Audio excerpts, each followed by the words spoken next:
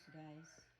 Ito yung iinumin namin araw-araw kumpara sa bibili kami ng juice outside. Lalo na sa ni Jim Ross ngayon. Ito yung pinapainom ko sa kanya na araw-araw.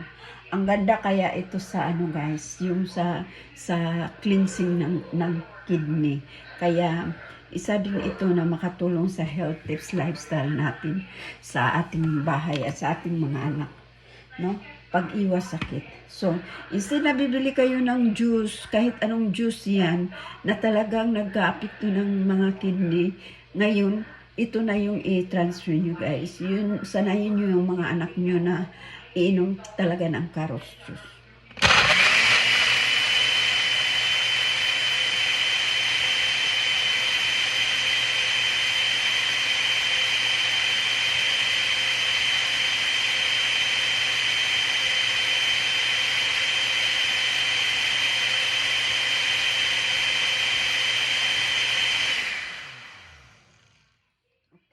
Alam natin yung carrots is talagang dry siya, no? So, yung gagawin nyo guys, tuwing isang litro nito, ginagamitan ko lang ng ganun. Tapos, sa pag-add nyo ng carrots, aabot yan siya dito. Pag aabot na siya dito guys, pwede nyo nang itong isalain. Yung iisala nyo para mawala yung suds ng para liquid lang nyo siyang lumalabas.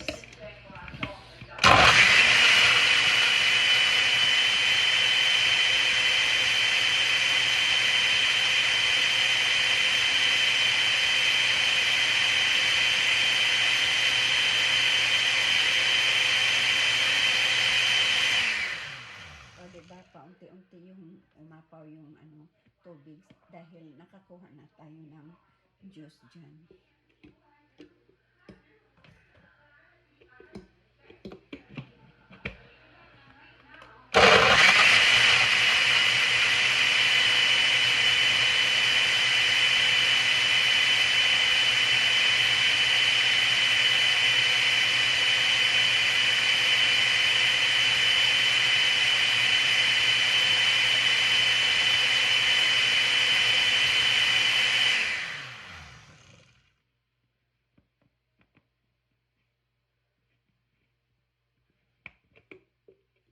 Dito ko sa ibabaw minsan dinadaan para hindi yun tumatalsik yung juice palabas paglagay ko ng carrots.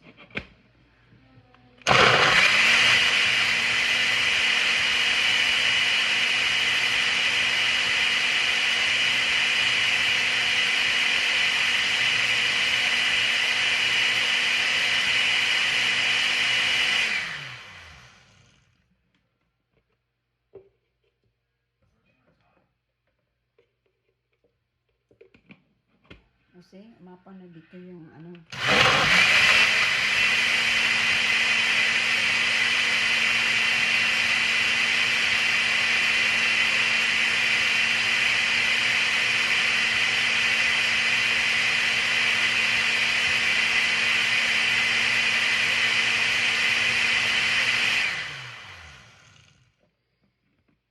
ito na yung last na. Pangalawang gawa ko na to guys. Kaya ito na yung last ko na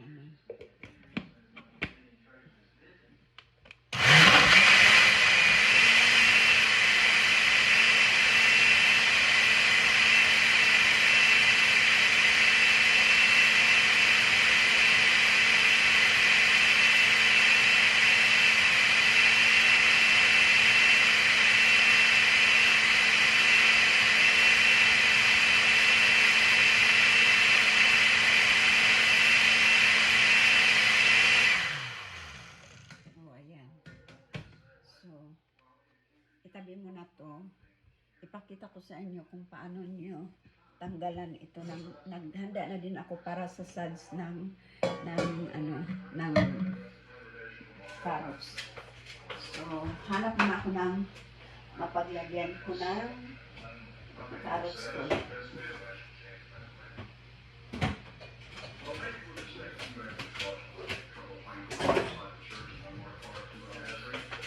Dito ko kinikip yung suds ng carrots guys. Hindi ko tinatapon kasi magagamit pa natin ito. Ginagawa ko at nimix ko sa pancake. Pag gumawa kami ng pancake, so na-improvise na yung pancake namin guys. Instead nyo itapon nyo itong suds ng carrots, wag na wag nyo itapon. Kasi pwede nyo itong magamit para gawing pancake. So yun yung ginawa ko araw-araw. Lagay nyo lang sa ref yung suds ng carrots guys. At hindi siya maano. Yun. Gamitin ko araw-araw para paggawa ng ano. Gamitin ko araw-araw paggawa ng pancake ni honey. Ganito yung gawin nyo. Ilagay nyo. Ito mabibili na din namin ito ng bag sa sa Dolorama din. Pang ganito, pang gawa ng ng juice. So squeeze ko lang dito yung guys. Squeeze ko lang dito yung juice. Ganyan. Hanggang matuyo siya. Kung wala na siyang tubig na, lumalabas. Okay? Itong bag, mabibili yan. Marami rin mabibili sa amin dito. Baka may mabili din sa inyo. Pwede nyong labhan yung bag pagkatapos tapos ipatuyo. Tapos nyo guys, may compartment ako sa mga bag ko ganyan guys para ayoko sa yung safe yung pamilya ko no. Kaya ayokong ilagay kung saan-saan. Pag matuyo na, may lagayan talaga ako ng compartments ng mga bag na ganito. So, tingnan mo, squeeze mo lang ng ganyan, yan, hanggang matuyo yan. Okay.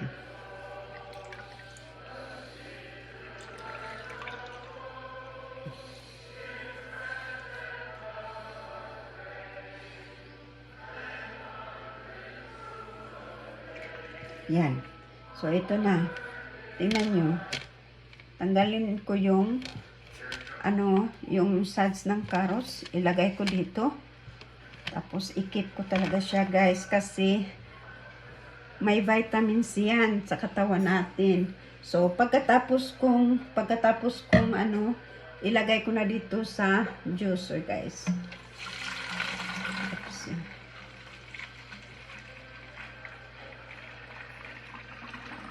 O, diba? Yan. This is organic carrot juice. So, consume na namin ito, guys, mga 1 linggo. Ako kay Jim Rosa, bauna niya. Ito yung ipainom ko niya araw-araw. Pagdating ko din sa work, sa hapon, pinapainom ko si Honey bago matulog. At least once a day, guys. Magpapainom kayo ng carrot sa anak niyo.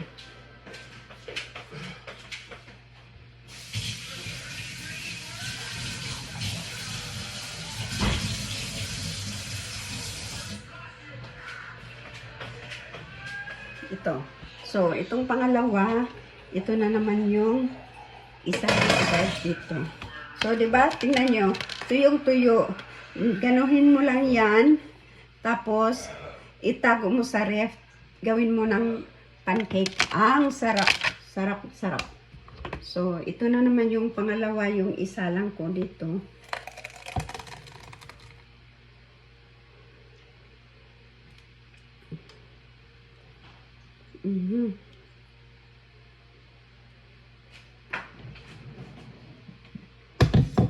Huwag sayangin yung suds kasi ilang beses na namin kinakain yung suds sa pancake guys. Ang sarap-sarap.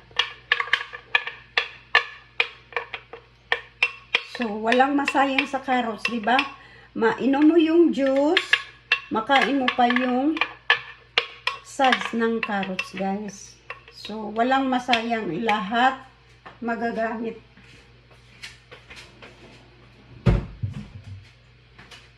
Kaya tayong mga ina, iniisip natin yung kalusugan ng mga anak natin. Kaya kahit iniisip natin na as in matrabaho talaga guys. Kasi yung mga gamit, ginamit mo, kailangan mo panggasan, pero may mabili na carrots na guys, yung nabalatan na, kaya hindi masyadong kaya tayong mga ina, iniisip natin yung kalusugan ng mga anak natin. Kasi hirap naman talaga magkasakit eh. Kahit na malaki na yan si Jim Ross pag sinasabing kahit yung mga anak ko sa Pinas, pag iniisip na may magkasakit, parang hindi ako mapakali. Kaya lagi ako nag-iisip kung ano yung kabutihan, kung ano yung maibigay ko na talagang hindi magkakasakit. Kawawa ng Diyos guys. Tao lang naman tayo makakasakit, pero sa totoo yung normal ng dapat every 2 years isang bisis lang talaga dapat, ganun yan kung normal. Lahat naman tayo magkakasakit, kaya hindi naman araw-araw, hindi araw-araw yun. Pag araw-araw iba na yun. Ako magkakasakit ako guys, kaawa ng Diyos, 2 minsan kung mayroon man sa isang taon, or isang bisis sa 2 taon. Ganun guys. Kaya thank you ako kay Lord na lagi niya akong ginagabayan ba pagdating sa health ko. Kaya i-share ko lang sa inyo kung paano ko ginawa ito. So pwede nyo rin gawin para sa mga anak nyo. Hindi naman masyadong mahal yung Caros guys, pero sa totoo lang napaka-healthy. Yan. So, yan. Ilagay ko yan dito, guys. Ilagay ko.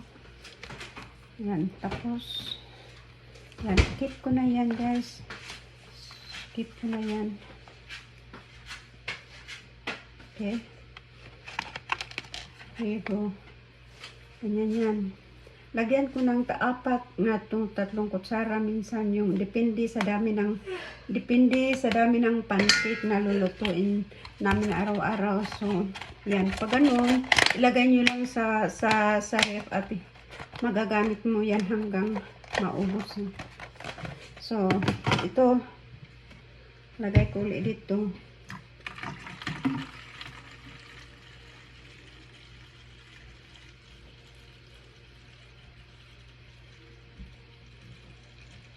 Hindi rin ang takob na. Nasi muluyo. Yan. Sige. Isang pack ito ng carrots guys. Makagawa siya ng 1 litrong 1 litrong carrots juice.